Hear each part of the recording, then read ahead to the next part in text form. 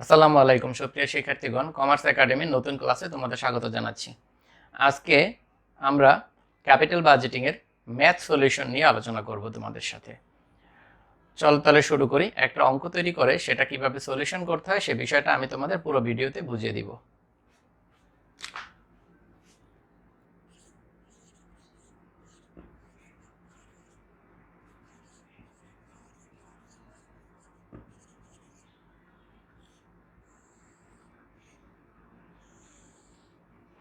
Capital budgeting, এই capital budgeting এর পর্যায়ক্রমে আমি তোমাদের অনেক ম্যাথ সলিউশন করে দেখাবো। আজকে প্রথম ম্যাথ সলিউশন করে দেখাবো।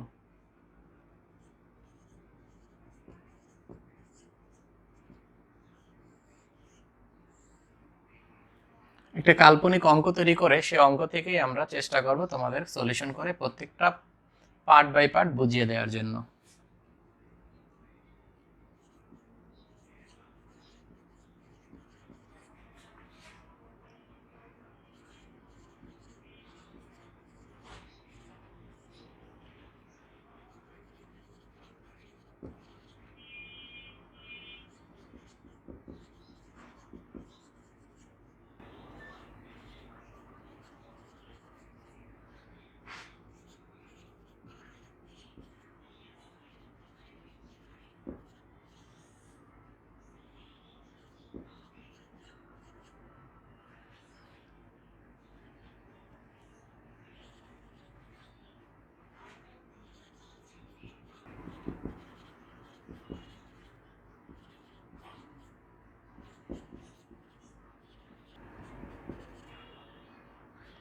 The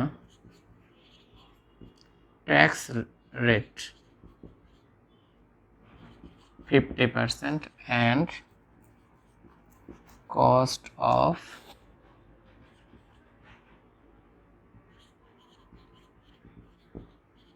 capital 12%.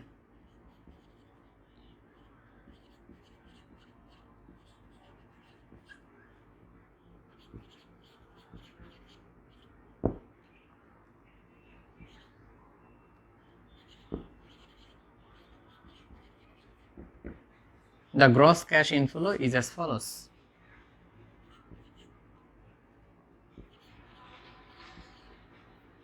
Year CFBT 1, 2, 3,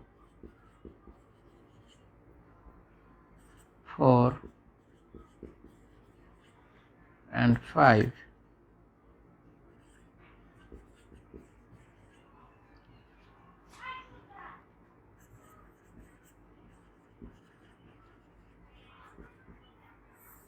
Requirement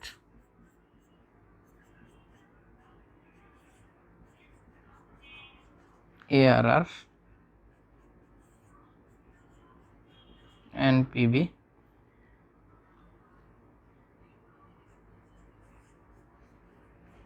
IRR PI।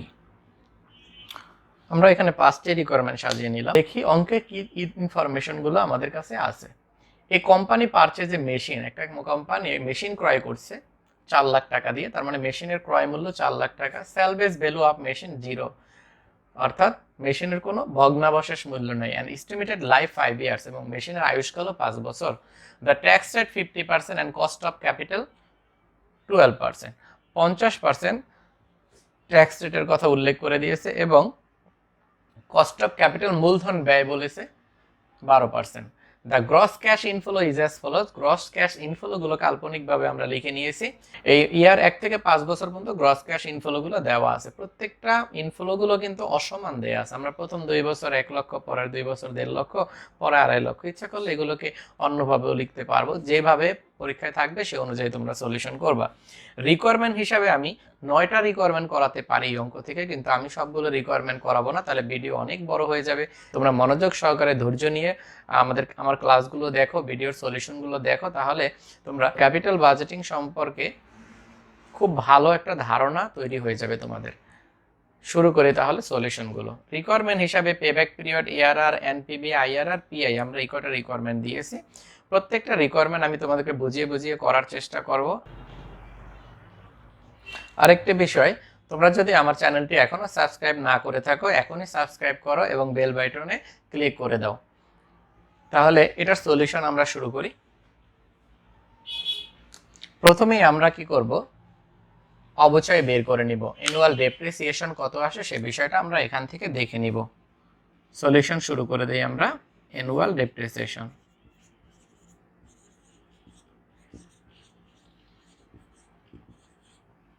Annual ডেপ্রিসিয়েশনের আমরা সূত্র ব্যবহার করব।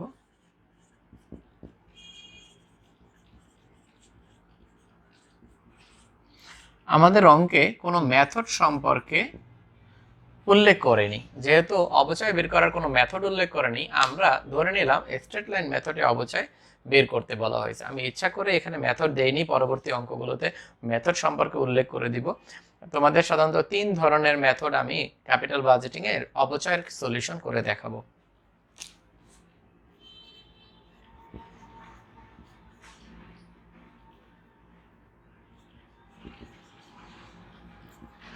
আমরা প্রথমে কোন মেথডটা ব্যবহার করলাম? স্ট্রেট লাইন মেথড ব্যবহার করলাম অবচয়ের জন্য। এই মেথড থেকে আমরা যে সূত্র পাই সেই সূত্রের আলোকে আমরা এটার সলিউশন বের করব। Cost minus salvage value divided estimated life. কস্টগুলো কত আছে আমাদের প্রশ্নে? কস্ট দেয়া আছে 4 লক্ষ টাকা। সেলভেজ লাইফ, দেখো কস্টের পরিমাণ কয় লক্ষ দেওয়া আছে? 4 লক্ষ টাকা। সেলভেজ ভ্যালু 0 উল্লেখ করে দিছে, নো সেলভেজ ভ্যালু, অর্থাৎ সেলভেজ ভ্যালু 0। তাহলে সেলভেজ ভ্যালু নেই। আয়ুষ্কাল কত বছর সেটাও আমাদের অঙ্কে বলে দিছে, 5 বছর আয়ুষ্কাল।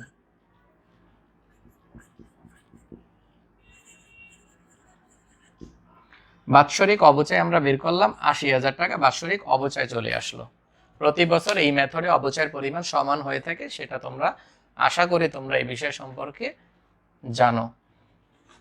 এখন আমরা টেবিলটা শুরু করে দিব। আমরা পুরো অঙ্কটাই মুছে ফেলবো যাতে পুরো টেবিলটাই আমরা করে দেখাতে পারি তোমাদেরকে।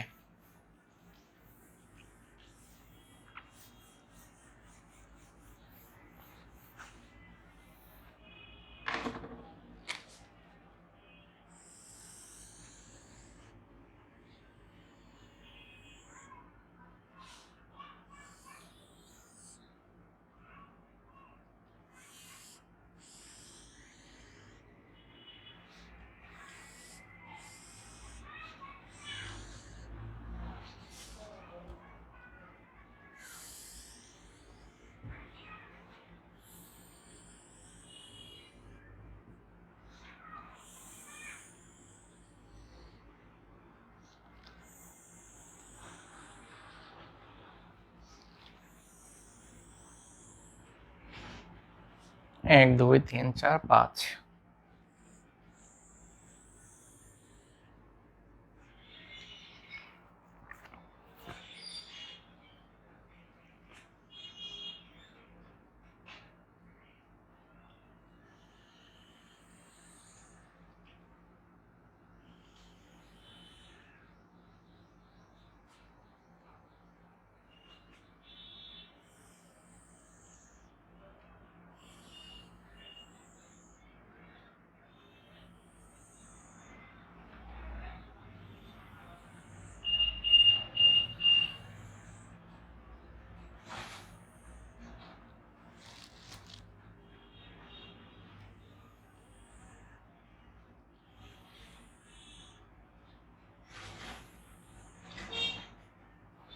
আমরা এখানে 12 কলামের একটা সারণী করে নিলাম। এই 12 কলামের সারণীর মাধ্যমে আমরা এই অঙ্কটা করে নিব। ক্যাপিটাল বাজেটিং এ সর্বোচ্চ কলাম এবং সারির সংখ্যা হতে পারে 13টি। এই 13টি কলাম করলেই আমরা মোটামুটি ভাবে সবগুলো রিকোয়ারমেন্ট করে নিতে পারি।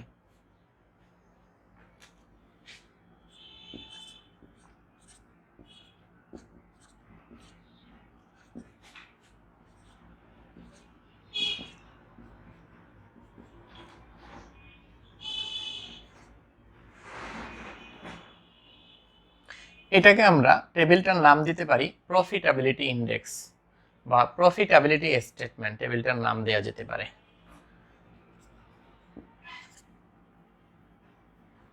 বাকি নামগুলো লিখি। ইয়ার 1 2 3 4 5, এখানে টোটাল শব্দটা লেখা যায়। এই নামগুলো কি হবে পর্যায়ক্রমে আমি তোমাদের ক্লাস বাই ক্লাস বুঝিয়ে দিব। প্রত্যেকটা ক্লাস মনোযোগ সহকারে প্রতিটা ভিডিও দেখো, প্রত্যেকটা না টেনে টেনে পুরো ভিডিওটা দেখবা, তাহলে প্রত্যেকটা টার্মস সম্পর্কে তোমরা জানতে পারবা। CFBT যেটা কোশ্চেনে দেয়া ছিল, এই CFBTটা আমরা বসিয়ে নিব।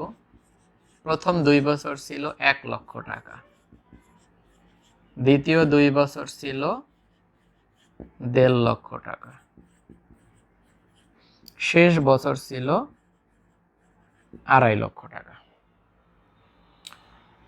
CFBTর পরে আমাদের আসবে ডেপ্রিসিয়েশন, যেটা আমরা ওয়ার্কিং এ করে নিয়েছিলাম, ওয়ার্কিং একে, সেটা বের হয়েছিল 80,000 টাকা। যেহেতু মেথডটার নাম দিয়েছিলাম স্ট্রেট লাইন মেথড, সেক্ষেত্রে প্রতি বছর অবচয়ের পরিমাণ সমান হবে। প্রত্যেকটা টার্মস না বুঝলে আমাকে আবার রিপিট কমেন্টসে জিজ্ঞেস করবা, আমি ওই বিষয় নিয়ে তোমাদের আবার ক্লাস নিব। অবচয়গুলো আমরা বসাতে পারলাম। পরবর্তীতে আমরা বের করব CEBT। ইবিটি আমরা এটা থেকে বিয়োগ করে বসাবো, প্রত্যেকটা অ্যামাউন্টকে বিয়োগ করে ইবিটি বসাবো। অর্থাৎ CFBT থেকে ডেপ্রিসিয়েশন বাদ দিলে আমাদের যে অ্যান্সার আসবে, অ্যান্সারকে আমরা আর্নিং বিফোর ট্যাক্স বলি। নাম্বারিং করা হয়েছে, সেখানে বলে দিতে পারি 2 - 3। 2 নং কলাম থেকে 3 নং কলাম বিয়োগ করলে যে আনসার আসে, এই আনসারটাই হলো 4 নং কলামে বসবে। 20,000 টাকা, 20,000 টাকা, 70,000 টাকা, 70,000 টাকা, 1,70,000 টাকা।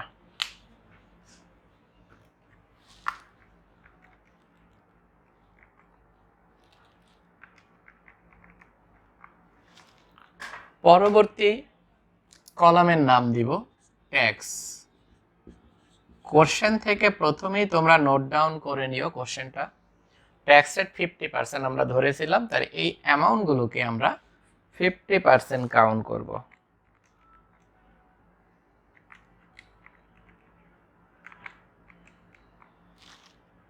এটার 50% যদি আমরা কাউন্ট করি, আমাদের কাছে আসতেছে 10,000,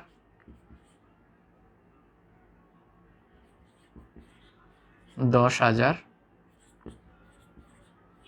35,000, 35,000, 85,000। ট্যাক্স চলে আসলো। পরবর্তী কলামের নাম EAT। এই কলামগুলো কিভাবে হলো সে বিষয়টা দেখো। 6 নং কলাম যেটা আসবে, সে কলামটার নাম EAT, আর্নিং আফটার ট্যাক্স। সেটা হলো 4 নং কলাম থেকে 5 নং কলাম মাইনাস করলে আনসার চলে আসবে। 4 নং কলাম থেকে 5 নং কলাম মাইনাস করলে 5 নং কলাম কিভাবে আসলে সেটা তো বুঝতেই পারলা। 4 নং কলামকে আমরা পার্সেন্ট করেছি, কি করেছি? পার্সেন্ট করেছি। বিয়োগফল যদি আমরা করে দেই 10,000 টাকা,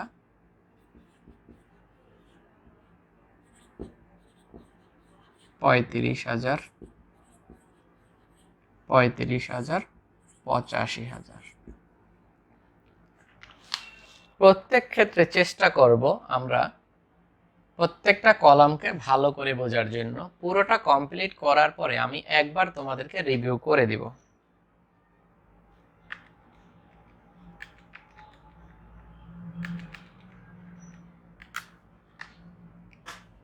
ইএটির সামেশন করে আমরা পাচ্ছি 1,75,000 টাকা। এই ইএটির সামেশন করে আমরা 1,75,000 টাকা পাচ্ছি।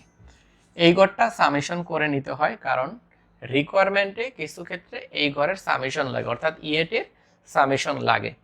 আমরা 7 নং কলামে যাব। 7 নং কলাম আমরা 6 নং এর সাথে 3 নং কলাম যোগ করব।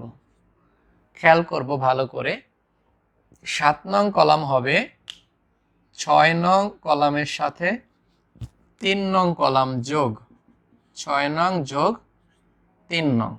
এই যোগফলটাই আমাদের 7 নং কলাম, যে 7 নং কলামের নাম হবে CFAT, cash inflow before tax.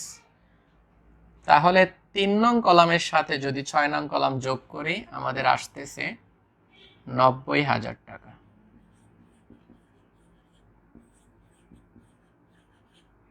90,000।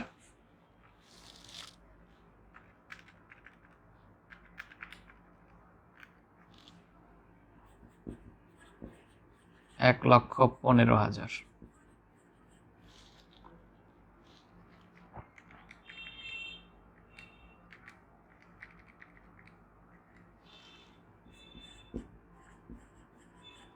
এক লক্ষ 65,000 টাকা। 8 নং কলামে আসবো। 8 নং কলামের নাম হবে CCFAT। এই সি দ্বারা কি বোঝাচ্ছে? সি দ্বারা বোঝাচ্ছে হলো কিউমুলেটিভ CFAT। সি দ্বারা বোঝাচ্ছে কিউমুলেটিভ। খেয়াল রেখো, সি দ্বারা ক্রমযোজিত গণসংখ্যা, ক্রমান্বয়ে যে গণসংখ্যার যোগফল পাওয়া যায় সেই গণসংখ্যার যোগফলকে কিউমুলেটিভ CFAT আমরা বলতে পারি। কিউমুলেটিভ CFAT যেভাবে আসে আমি একবার বুঝিয়ে দেব, বের করে নেই, পরবর্তী আমি তোমাদেরকে বোঝাচ্ছি।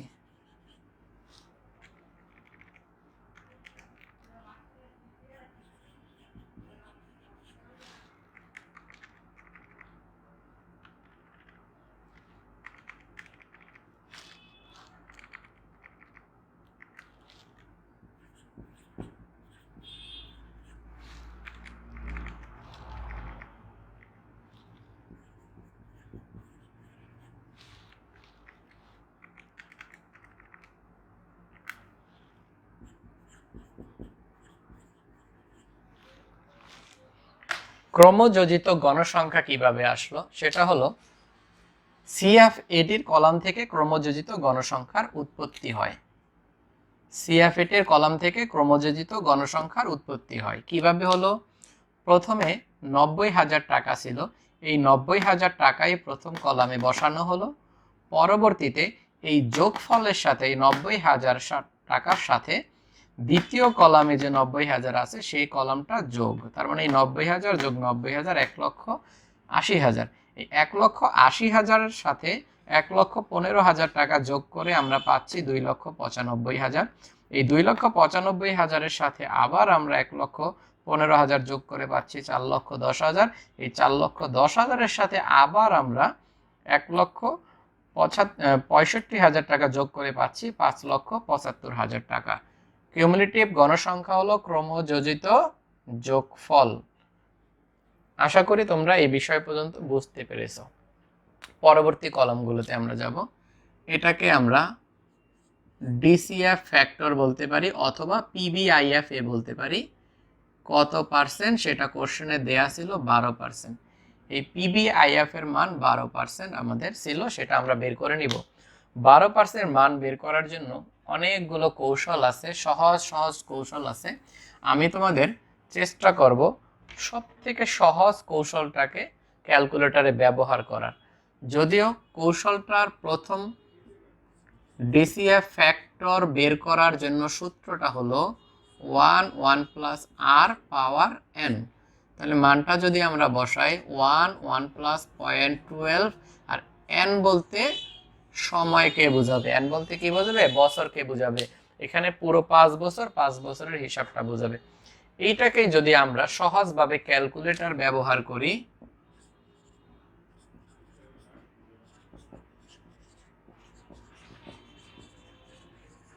যে কোনো ক্যালকুলেটরে ব্যবহার করতে পারি, সায়েন্টিফিক ক্যালকুলেটর হোক বা সাধারণ যে নর্মাল ক্যালকুলেটর, অ্যাকাউন্টিং ক্যালকুলেটর আছে সেগুলো ব্যবহার করেও বের করতে পারি, খুব সহজেই বের করতে পারি।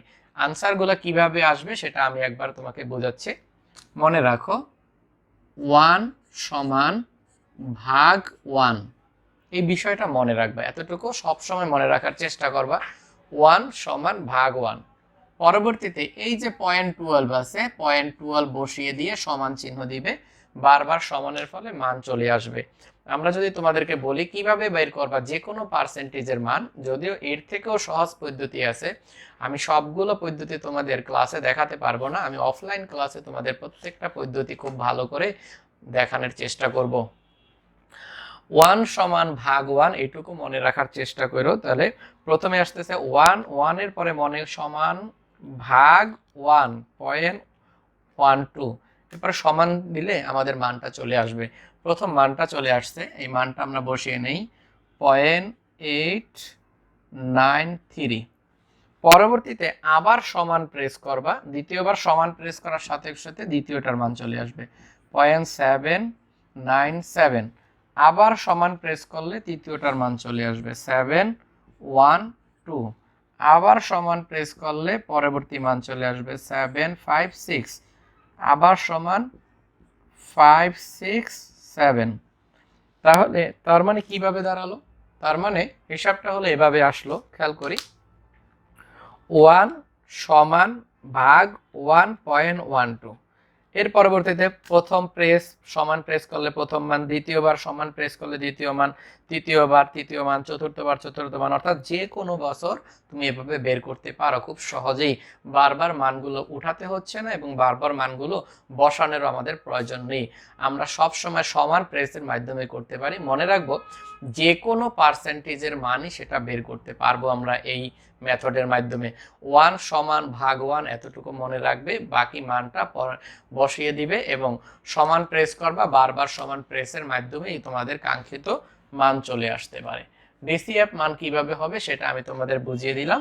পরবর্তীতে ঘরের নাম হলো প্রেজেন্ট ভ্যালু অর্থাৎ পিবি। এই প্রেজেন্ট ভ্যালু কিভাবে আসে, সে কলামটা হলো 7 নং কলামের সাথে প্রেজেন্ট ভ্যালুর সম্পর্ক। তাহলে 10 নং কলাম হবে 7 × 9, মনে রেখো 7 গুণন 9, সবগুলো যোগ, এটা কিন্তু গুণ। 7 নং কলামের সাথে যদি গুণ করি আমাদের কাঙ্ক্ষিত মান চলে আসবে। 7 নং কলামটা আমরা হিসাবটা করে নিই। প্রথমে 7 নং কলামে আছে 90,000 টাকা।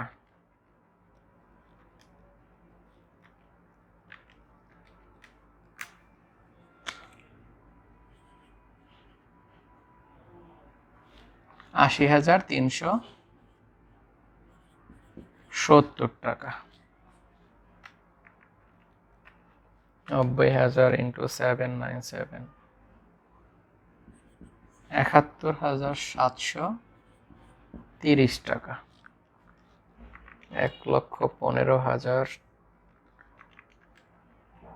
× 0.712,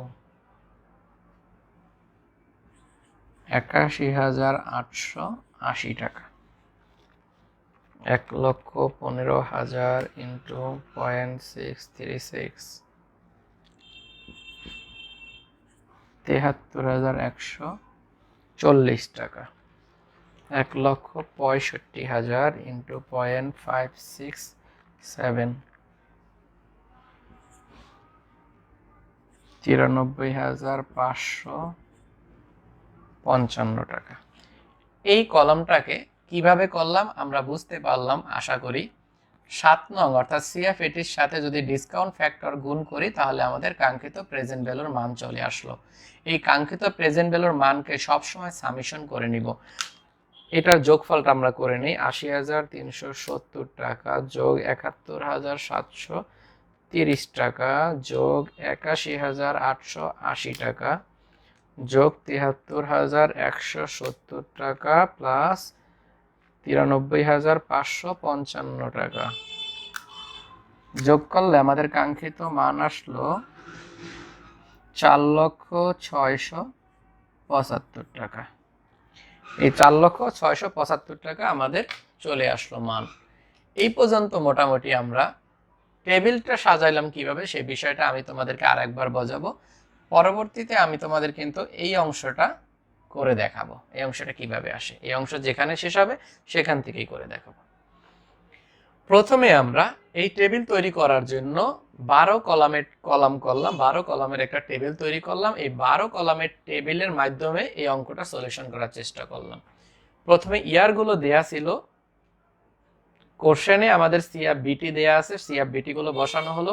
ডেপ্রিসিয়েশন প্রথমে ওয়ার্কিং করে বের করে নিয়েছি, ওই ডেপ্রিসিয়েশন প্রতি বছর বসালাম।